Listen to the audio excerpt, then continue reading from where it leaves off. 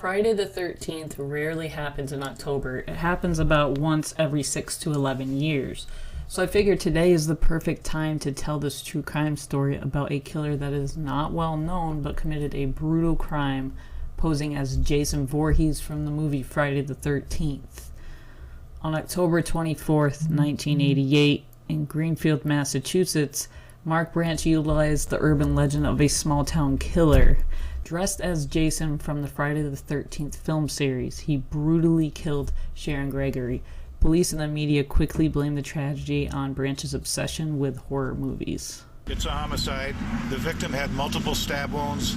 They could not have been self-inflicted.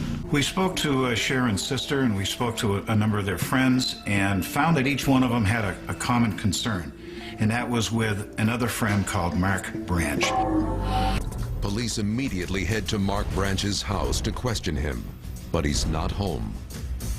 One look in his room, and investigators become even more suspicious. I've never seen anything quite like it in my life. The room is a shrine to gory slasher movies. Hundreds of horror magazines. We recovered machetes, we recovered knives. Everything in that room, except for his own small personal clothing, was of horror films and horror substance. At the time of the slaying, Branch was working in a grocery store and renting horror movies whenever he could. In a later interview, a Video Expo 1 associate in Greenfield said, and I quote, "Branch rented strictly gore, period. The gorier, the better." On the night of October 24th, Mark donned Jason's trademark hockey mask and big black boots and headed for Sharon's apartment. What exactly happened will never be known. Her twin sister found her mutilated body in the bathroom, having been stabbed repeatedly in the head, chest, and abdomen. The timing of Sharon Gregory's death was inconvenient, to say the least, for the Greenfield police.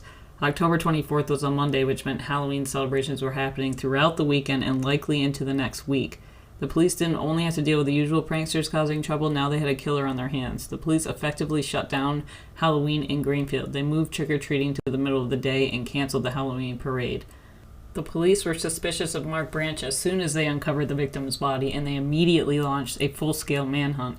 It's unclear why the police initially singled out Branch as the killer. Perhaps they had a tip when Branch disappeared. But once the authorities decided he was their man, they didn't have a second thought. After someone reported Branch's car at the edge of the woods, police combed the forest, but to no avail. Early the following morning, police get their first lead. A tipster has spotted the suspect's vehicle. We found Mark Branch's car abandoned in the woods, approximately 13 miles from Greenfield. There appears to be blood on the front seat and on the console. The only suspect in the murder investigation has disappeared without a trace. During the manhunt for Mark Branch, numerous reports recycled the same information about the alleged killer. Police believed he suffered a psychotic break and became mixed up in a fantasy world. One investigator said Branch thinks he's Jason. An exhaustive manhunt and a series of sightings of the alleged killer appearing across New England, the public ultimately found Mark Branch hanging from a tree in rural Buckland, Massachusetts. On November 28, 1988, the New York Times reported hunters discovered Branch's body during the first week of deer season. Late November marks the start of deer hunting season. Local Kevin Purrington knows these woods like the back of his hand. Go home, boy. On the morning of November 29th, he's stalking deer when he hears a strange noise.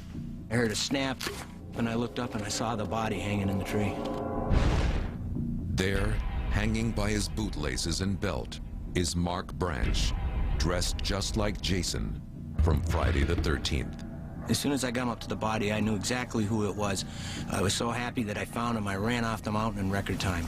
Police tentatively ruled the death a suicide, but the lack of follow-up reports about the exact cause of death added fuel to the fire of urban legends still surrounding Branch.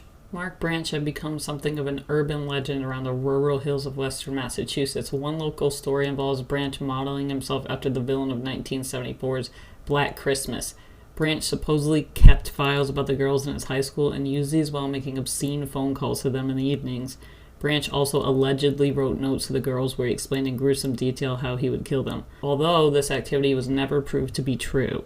Some people theorize a different story than what the police said happened. A local legend in the Greenfield area says Branch didn't kill himself in the woods. Instead, a local mob of vigilantes found Branch and enacted their own justice before the police could locate him. People claiming they are familiar with the case say Branch had help hanging himself, which sounds ominous but not out of the question, although it would take a significant amount of restraint for the entirety of the small town of Greenfield to keep quiet about killing a mentally ill young man. The biggest mystery surrounding Sharon Gregory's slaying was why Mark Branch did something so vicious to a person he barely knew. The consensus involves Gregory, a student at Greenfield Community College, writing a Psychology 101 paper on Branch's horror film obsession. The suspicion is that it did not sit well with Branch. Greenfield Police Chief David McCarthy later said Sharon Gregory had in her possession a psychological profile of Mark Branch, and that profile was wanted badly by Mark Branch. He didn't like her having it, and he wanted it. Between Sharon Gregory's death and the discovery of Mark Branch's body, the local community was in an uproar. Not only was Greenfield on lockdown, but people claimed they saw Branch at multiple locations. An anonymous commenter wrote that there were reports of Mark Branch being spotted all over Franklin and Western counties. Some Greenfield locals think Mark Branch became the lone suspect in Sharon Gregory's slaying simply because of his obsession with horror films. Not only did the local media demonize Branch, but the police essentially considered him guilty before even catching him. Maybe Branch felt he had only two options: face a trial with a near certain conviction or end himself. We will never know the truth about why Mark Branch decided to end Sharon Gregory's life that day. If you want to see more videos like this, hit that subscribe button. Thanks, guys.